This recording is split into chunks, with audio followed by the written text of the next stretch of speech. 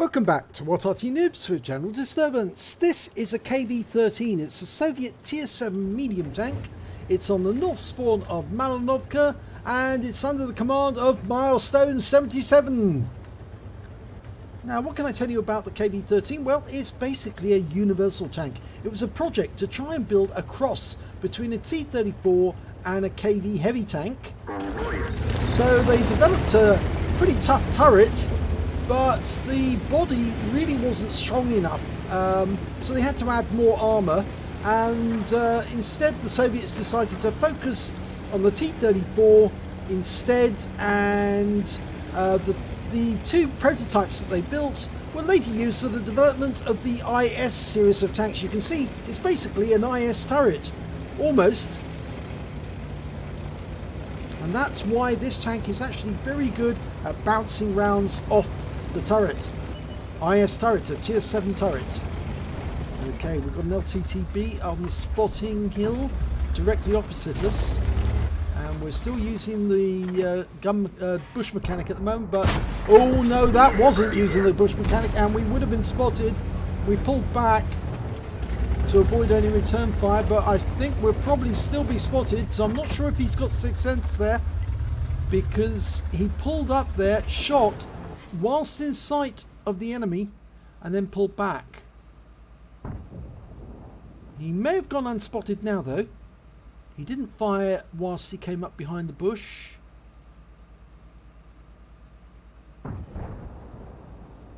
Well, the top gun on this vehicle, oh, LTTB again, pulls back. It's an 85mm.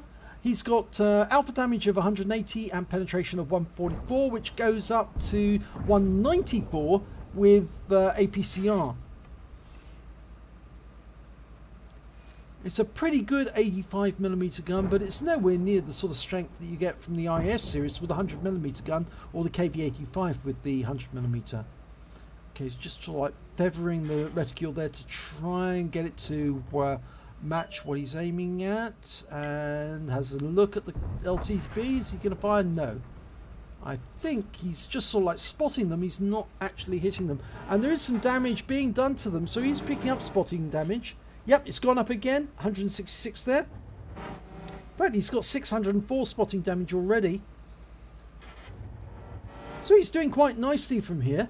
It's a bit of an exposed position. If somebody's up on the hill, they might be able to see you. And of course, if somebody up on the hill sees you, then that means the tanks further down can see you as well.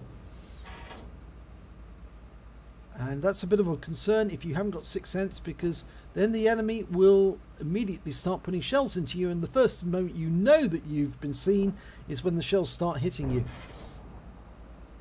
Now, seeing as it's a bit of a cross between a heavy tank and a medium tank, it's actually got quite decent hit points. It's 1,120, which is more of what you'd expect from a heavy tank.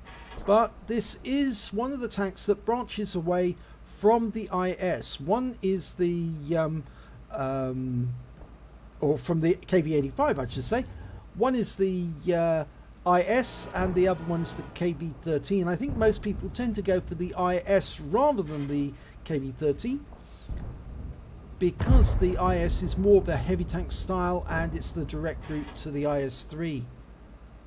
And the KV-13 is sort of like an afterthought.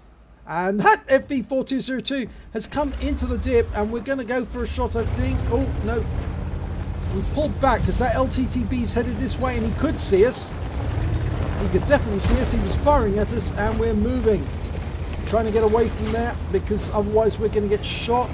We've managed to get 1,406 hit points of spotting damage there. So we're on for a spotting badge at least. And we're moving over to the trees so we can get better shots on the enemy under cover. And no, he's decided to go up to the church.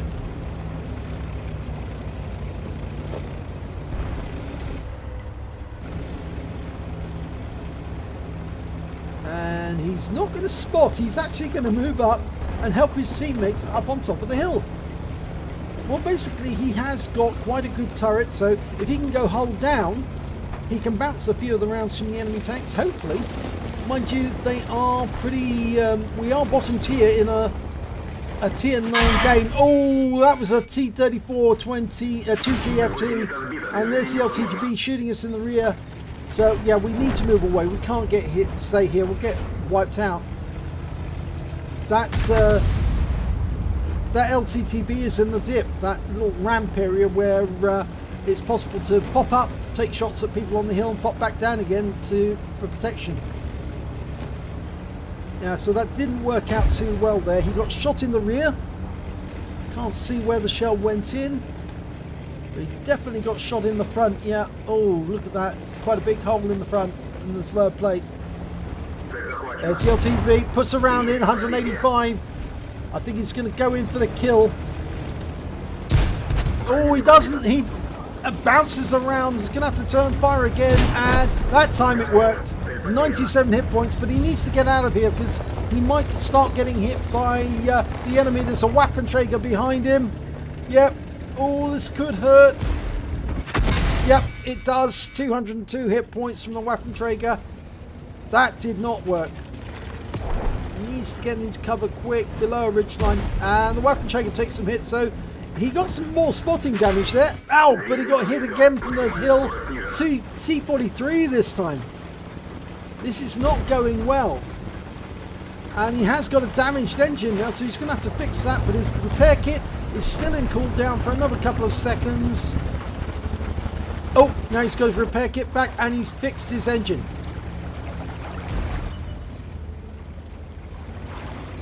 Okay, right. Well, from here, he's going to reassess the situation. I think he's going to probably try and help the Sturmil and the Leo.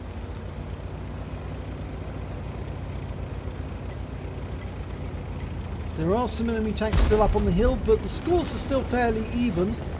Sturmil's using his great gun depression. That tank's got an absolutely phenomenal gun depression. You can see that the gun tilts down so much because of the open cockpit, which allows him to stay hidden, basically hiding virtually the entire hull below that little ridgeline, as you can see.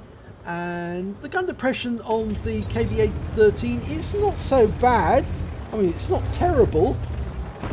It's -7 degrees. But of course, like most Soviet tanks, it's poor compared to other tanks like the Germans. Or the British, for that matter. Or the Americans.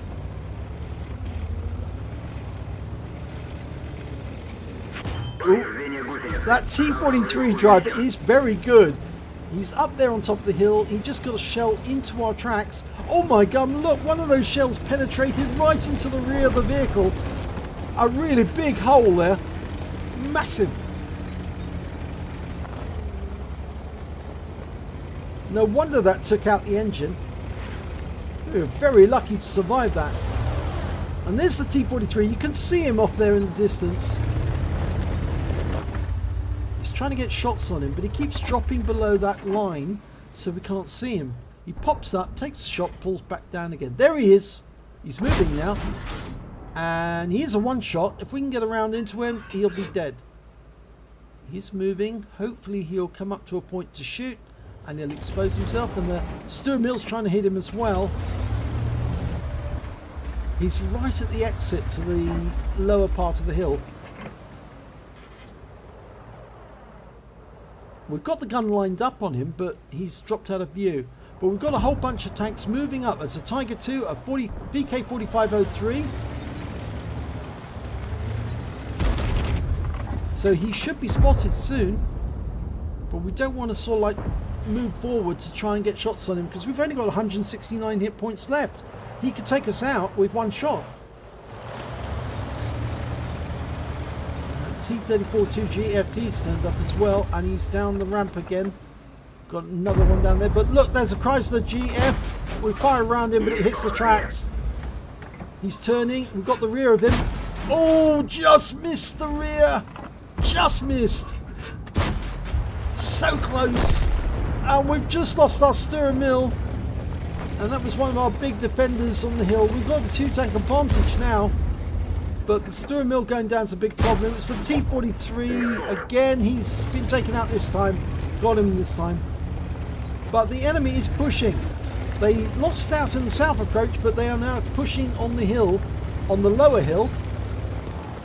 Got two T-34 2G in the ramp, a Lerva just behind that rise in the centre, and the Waffenträger on the hill behind.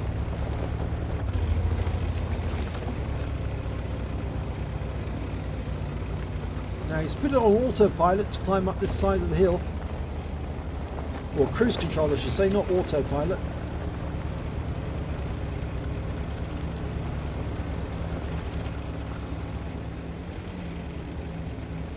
You can see he's got 1 mark of excellence, so he has played the KV-13 quite a lot.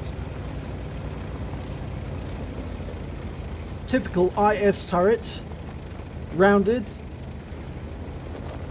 very rounded.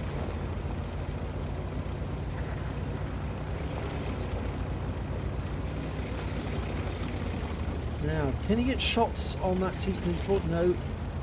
It's actually probably a wise decision not to try, because he might decide to shoot us up here. Although it's going to be difficult for a tank destroyer to shoot up this direction, I must admit. I suppose it's more the Lerva might try this. And the BK's going to have a go. Now, I think what Milestone's going to try and do is shoot from up here. Oh, Waffenträger! And he's aiming at the wrong tanks. We fire one into him. We would have been seen. We drop back down. And I think we're going to pop up in another place. So he thinks we're going to pop up in that bush. We pop up in another bush behind the tree. Oh, no, he's going back to the same bush. Alright. Not very good practice, but that 2G is the T-34. It's the same one from the ramp. And there's the Lerva.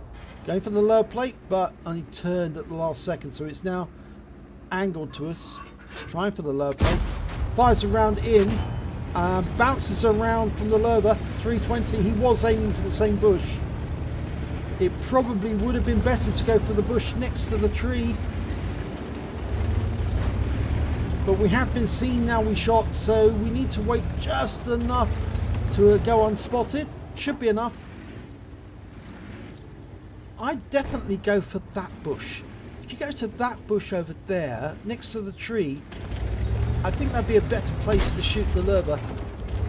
And the Lerva's been killed. Our Waffenträger got him. And that's from Grid Square D3. So now we're motoring. Going to drop down. Yep, good. Use protection. Uses the ridgeline. Protects us from that T-34 2G FT. There he is. Can't see us. We're below the ridgeline. In fact, there are only 2 enemy tanks left. The T-34 2G FT and the Arty, the GW Tiger P. There's only 2 to go, so it's now race to try and get another kill.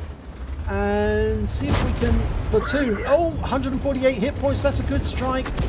And he just got hit by Arty. And he's been taken out of the game. Which means now it's just the GW Tiger P. So full speed ahead. Let's find him.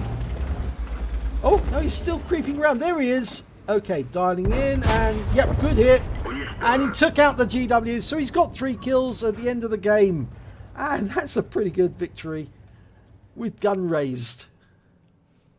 Let's have a look at the end of battle stats. It's an ace tank of a Milestone 77 in the KV-13. It's not a heavily paid tank, but he did very well in it.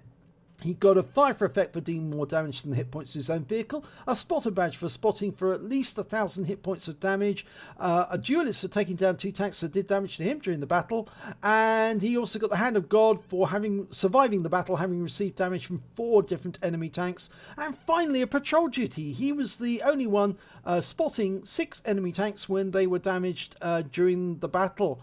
So let's have a look at the team scores, see where he comes.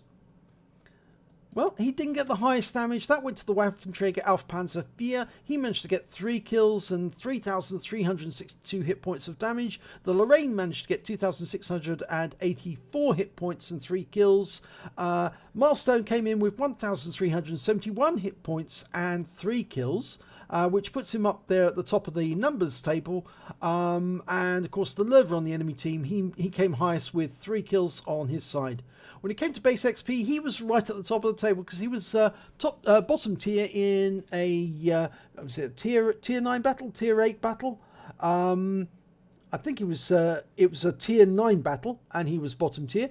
So obviously he was earning more XP than everyone else. Plus, of course, he got all that spotting damage. So he got 1,168 base XP. Then came the Lorraine 15551 with 930, and then the Leo with 804. He fired 13 rounds, got 11 direct hits, 9 penetrations, damage of 1,371, of which 437 were at more than 300 meters. He received 6 hits from the enemy. 4 of them were penetrations. You saw how bad some of them were. 2 non-penetrations went into the tracks. He blocked damage of 320 hit points, spotted 4 enemy vehicles, damaged 8 of the enemy, killed 3 of them, and did damage assistance of 3,024 hit points. On a standard account, he earned 34,186 credits, and after repair and ammunition resupply, he took away 22,149 credits. He received 1 bond, that was for the patrol duty, and he also earned 1,168 base XP, and there was no multipliers, so that's all the experience points he took away. But a pretty good game, actually, and considering that the KV-13 is actually a medium tank, to act as a spotter in that circumstances really did actually help him with that battle, because not only did he have the hit points to stay there on station for a long period of time, but he was able to see and find a lot of the enemy to enable his teammates to actually get some good hits. Unfortunately, he also received a lot of hits from the enemy. This was an ace tanker game, as you saw, and it was also the first ace tanker that Milestone 77 has had in his KV-13. You know that because when the M is got that underscribe, or the reef underneath, or it's not a reef, it's a banner underneath, that means that it's your first ace tanker. So congratulations there to Milestone 77, and I hope you enjoyed this video. If you did, please give it a like and do subscribe to our channel, and hopefully it'll be your replay that I'll be featuring in the next video.